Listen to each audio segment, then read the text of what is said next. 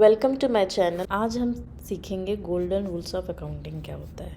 यदि आप किसी कॉर्पोरेट में काम करते हैं या फिर आप 12th की तैयारी 11th के स्टैंडर्ड में हैं या फिर आप इंटरव्यू की तैयारी कर रहे हैं, कुछ भी कर रहे हैं, यदि एज एन अकाउंटेंट आप बनना चाहते हैं, अकाउंट्स में अच्छे नंबर चाहते हैं, तो गोल्डन रूल्स ऑफ अकाउंटिंग आपको मस्ट अच्छे से पता होना चाहिए, क्योंकि पूरी अकाउंट सब्जेक्ट ही, पूरा अकाउंटिंग ही इस पर डिपेंड करता है सारी। क्योंकि उसमें करना क्या होता है, एंट्रीज। ठीक है, एक तो सेंटेंस होगा, उसके जनरल एंट्री पास करनी होगी। एक ट्रांजैक्शन होगा, मॉनेटरी ट्रांजैक्शन होगा बेसिकली, उसकी को एंट्री पास करनी है। ठीक है, आप कंपनी में जाओगे तो एक सॉफ्टवेयर होगा, एक्सेल में या फिर टैली में या फिर क्विक बुक्स, जो भी सॉफ्टवेयर यूज़ करती हुई कंपनी, उसमें आपको एंट्री पास करना है। यदि आप एग्ज़ाम दे रहे हो तो आपको लिखना है। बेसिकली ये इतना इम्पॉर्टेंट है कि आपको इसकी पकड़ होना बहुत ज़रूरी है। तो इसकी 3 टाइप्स ऑफ अकाउंट होते हैं। ठीक है, personal account, real account, nominal account. Personal account का रूल होता है debit the receiver, credit the giver. Real account का रूल होता है debit what comes in, credit what goes out. Nominal account का रूल होता है debit all expenses and losses, credit all incomes and gains. अब हम इसको एक एक करके डिटेल में समझेंगे। चलिए देखते हैं पर्सनल अकाउंट क्या होता है। A personal account is an account that relates to individual firms, company और other organizations. गोल्डन रूल क्या है पर्सनल अकाउंट का? Debit the receiver, credit the giver. अब आइए समझते हैं पर्सनल अकाउंट के इस डेफिनेशन का मतलब। पर्सनल अकाउंट मतलब ये होता है जो किसी नाम से रिलेटेड हो, या तो वो किसी पर्सन के नाम से हो या फिर किसी इंस्टीट्यूशन के, ऑर्गेनाइजेशन के, फर्म के नाम से हो। फॉर एग्जांपल इंडिविजुअल माने हम आप सब, राम, श्याम, रोहन, लाइक दिस। ये जो नाम है, ये जो भी नाम रिप्रेजेंट करेंगे वो पर्सनल अकाउंट।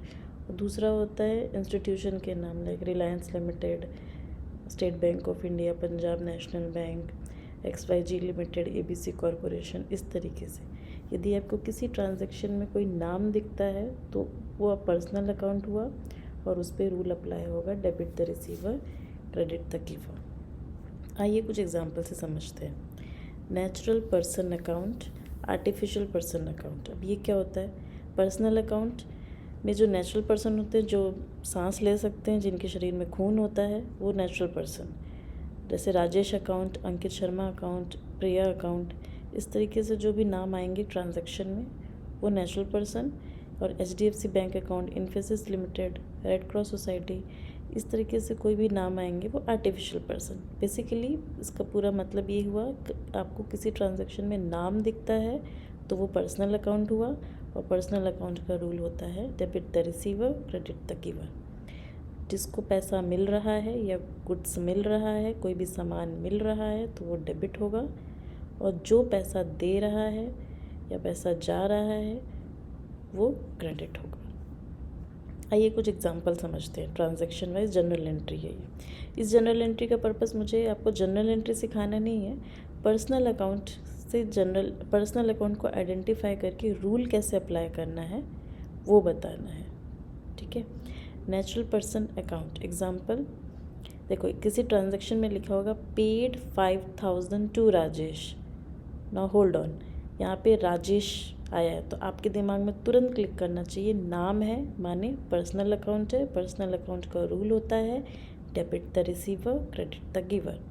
यहाँ पे आप देखिए राजेश को पैसा मिल रहा है 5000 to Rajesh, paid 5000 to Rajesh, तो मतलब यहाँ पे राजेश को पैसा मिल रहा है। तो जिसको मिलता है पर्सनल अकाउंट, राजेश, उनको पैसा मिल रहा है तो राजेश क्या होंगे?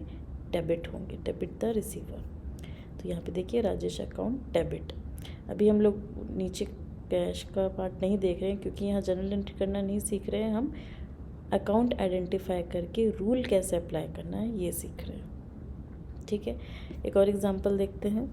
इसमें लिखा है deposited 10,000 rupees into HDFC bank. यहाँ पे आप इस ट्रांजैक्शन को देखते ही आपके दिमाग में आ गया कि HDFC बैंक तो नाम है, नाम है माने पर्सनल अकाउंट, पर्सनल अकाउंट माने debit the receiver, credit the giver. अब यहाँ पे देखिए कौन रिसीव कर रहा है, डिपॉजिटेड 10,000 इनटू HDFC बैंक, माने HDFC बैंक में पैसा जमा हो रहा है, मतलब HDFC बैंक को पैसा मिल रहा है। तो यहाँ पे HDFC बैंक क्या होगा? उनको पैसा मिल रहा है तो रिसीवर, तो यहाँ पे HDFC bank account debit, as per the rule debit the receiver.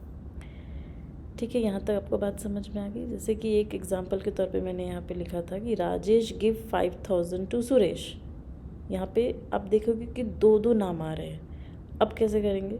अब यहाँ पे आइडेंटिफाई करना है कि ये तो पूरा का पूरा पर्सनल अकाउंट ही है, क्योंकि दो नाम आ चुके हैं।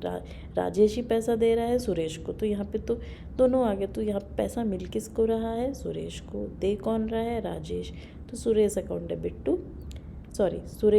Debit to Rajesh account credit. इस तरीके से ये पर्सनल अकाउंट है। इसमें अब किसी को भी डाउट हो तो प्लीज़ आप कमेंट सेक्शन में बता दें, तो मैं और अच्छे से इसको समझाने की कोशिश करूँगी। अब चलते हैं रियल अकाउंट को समझते हैं। Real account. A real account is an account that relates to asset and properties both tangible, example cash, furniture, machinery, and intangible, example goodwill, patent। इसका मतलब ये हुआ रियल अकाउंट आपको आइडेंटिफाई करना है, तो यदि उसमें कोई भी एसेट आपको दिखा कि हाँ दिस इज़ एसेट, वो भी टेंजिबल भी हो सकता है, इंटेंजिबल भी हो सकता है। टेंजिबल एसेट्स माने होता है जिनको आप टच कर सकते हैं, कैश को आप टच कर सकते हैं, फर्नीचर, मशीनरी। और इंटेंजिबल एसेट ये होते हैं जिनको आप टच नहीं कर सकते, महसूस कर सकते। गुडविल, पेटेंट, किसी भी ब्रांड को आप फील करोगे, ठीक है, उसको टच नहीं करोगे। तो लाइक दिस टेंजिबल, इंटेंजिबल आप आइडेंटिफाई करोगे।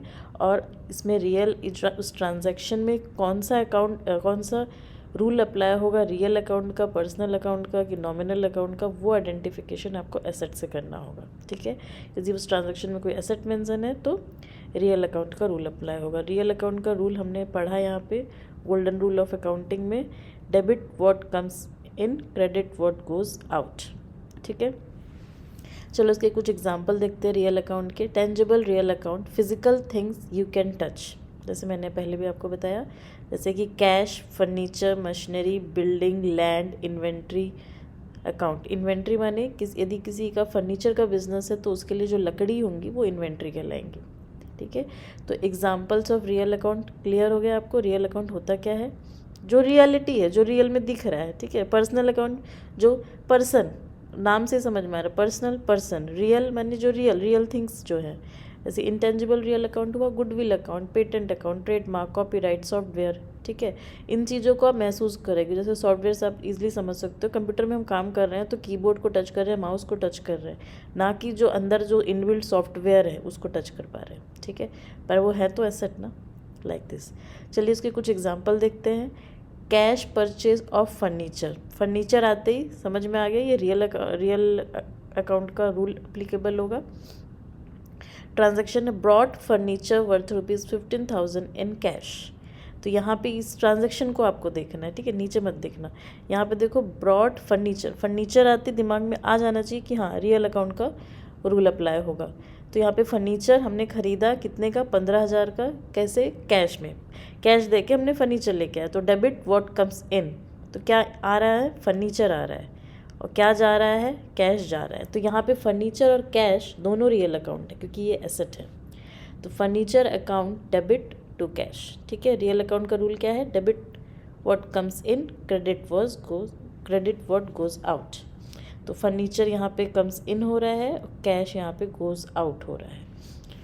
ठीक है, लाइकवाइज सेकेंड एग्जाम्पल देखते हैं। Sale of old furniture for cash, sold old machinery for sorry मैंने गलत पढ़ा, sale of old machinery for cash, sale old machinery for 10,000 in cash. यहाँ पे हमने मशीनरी 10,000 कैश में बेच रहे हैं। तो क्या चीज़ जा रहा है? मशीनरी जा रहा है। और क्या चीज़ आ रहा है? कैश आ रहा है। तो डेबिट व्हाट कम्स इन, तो cash account debit. Credit what goes out, machinery जा रहा है तो टू मशीनरी। ठीक है, cash comes in is debited, machinery goes out is credited. Simple, आपको यहाँ तक समझ में आ गया होगा मुझे लगता है। परचेज कंप्यूटर सॉफ्टवेयर एक इंटेंजिबल एसेट्स का एग्जांपल है ये। परचेज सॉफ्टवेयर वर्थ ₹25,000, यहाँ पे सिंपल है, हमने 25,000 का सॉफ्टवेयर खरीदा। ठीक है, यहाँ पे और कुछ मेंशन नहीं है ना कि कैश में ख़रीदा, कि उसको भी उधार देना है, क्रेडिट में ख़रीदा, ये मेंशन नहीं है। जब ऐसा कुछ मेंशन नहीं होता है तो हम मान लेते हैं ये कैश में ख़रीदा है, ठीक है। यदि यहाँ पे किसी का नाम मेंशन हो जाता है तो हम मानते हैं कि ये उधार में है, बट यहाँ पे कुछ मेंशन नहीं है तो ये हम हमेशा ऐसे ही होगा कि ये कैश में आया है। Software account debit to cash, तो यहाँ पे 25,000 क्योंकि सॉफ्टवेयर आ रहा है, परचेज सॉफ्टवेयर, तो सॉफ्टवेयर कम्स इन और कैश जा रहा है तो क्रेडिट हो गया कैश, ठीक है। रियल अकाउंट का फंडामेंटल मुझे लगता है आप लोग को समझ में आ गया होगा, कैसे आइडेंटिफाई करना है और कैसे रूल को अप्लाई करना है। अब चलते हैं नॉमिनल अकाउंट में। This is nominal account. Nominal account N account that record expense, income, gains and losses, ठीक है। ये बहुत सिंपल है। यदि किसी कंपनी को का एक्सपेंस हो रहा है, खर्चे हो रहे हैं, इनकम हो रहा है, गेन हो रहा है, लॉसेस हो रहा है, ये इन चीज़ों को भी आप महसूस करेंगे, ठीक है। दिस इज़ नॉट टच, आप इसको टच नहीं कर पाएंगे, अरे एक्सपेंस टच हो रहा है, नहीं, एक्सपेंस आपका महसूस हो रहा है। तो basically nominal account intangible form में ही होता है, ठीक है। अब example of nominal account, expense and losses are debited, जितने भी खर्चे या घाटा होगा वो डेबिट होगा।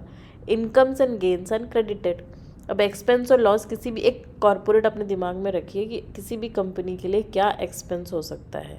Salary, rent, wages, electricity expenses, ये सारा कुछ यूटिलिटी बोल सकते हैं, ये जो rent, wages, utility expenses. Interest paid account, कोई लोन लिया है तो इंटरेस्ट पे कर रहे होंगे। बैड डेप्ट अकाउंट, किसी को उधार में सामान दिया है, पैसा नहीं आया तो बैड डेप्ट अकाउंट हो गया। डेप्रिसिएशन अकाउंट, जाहिर सी बात है मशीनरी है तो उसमें डेप्रिसिएशन आएगा। तो किसी भी प्रकार के जो खर्चे होंगे किसी भी कंपनी के और लॉसेज होंगे वो हमेशा डेबिट होता है एज पर नॉमिनल अकाउंट। अब इनकम्स एंड गेन्स क्रेडिट होगा, जैसे कमीशन रिसीव हुआ, इंटरेस्ट रिसीव हुआ, डिस्काउंट रिसीव हुआ, रेंट रिसीव हुआ, डिविडेंड इनकम, कोई शेयर्स है तो उसमें रिसीव हुआ, तो ये सारे कुछ क्रेडिट होंगे, ठीक है। जनरल एंट्री समझ लेते हैं। पेड सैलरी, यहाँ पे था ना सैलरी अकाउंट, हमेशा क्या होता है एक्सपेंस एंड लॉस, सैलरी एक एक्सपेंस के अंदर है और वो डेबिट साइड होगा।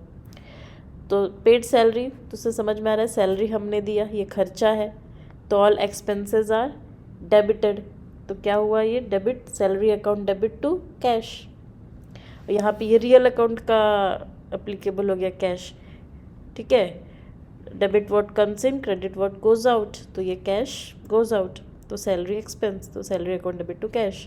रिसीव्ड कमीशन, यहाँ पे कमीशन मिल रहा है तो all incomes and gains are credited, तो कमीशन क्या है आप सबसे पहले आइडेंटिफाई करना, ये कौन से अकाउंट में था। सैलरी पर्सनल है क्या, नहीं। रियल है क्या, नहीं। तो क्या हुआ, नॉमिनल हुआ। नॉमिनल में कहाँ जाना होगा, एक्सपेंस, सैलरी एक एक्सपेंस होता है कॉर्पोरेट के लिए, तो ये expense are debited. Like received commission, commission personal है क्या, नहीं है। रियल है क्या, नहीं है। नॉमिनल है, यस नॉमिनल है। अब यहाँ कमीशन हमको मिल रहा है तो ये income, all incomes and gains are credited, तो यहाँ पे कमीशन रिसीव्ड क्रेडिट हुआ है, ठीक है। Paid rent, rent again expense है और वो तीनों अकाउंट को आइडेंटिफाई करना है। रेंट एक्सपेंस है तो rent account debit to cash. Received interest 2000, ठीक है, इंटरेस्ट हमको मिल रहा है तो अगेन क्रेडिटेड, ठीक है। सिंपल।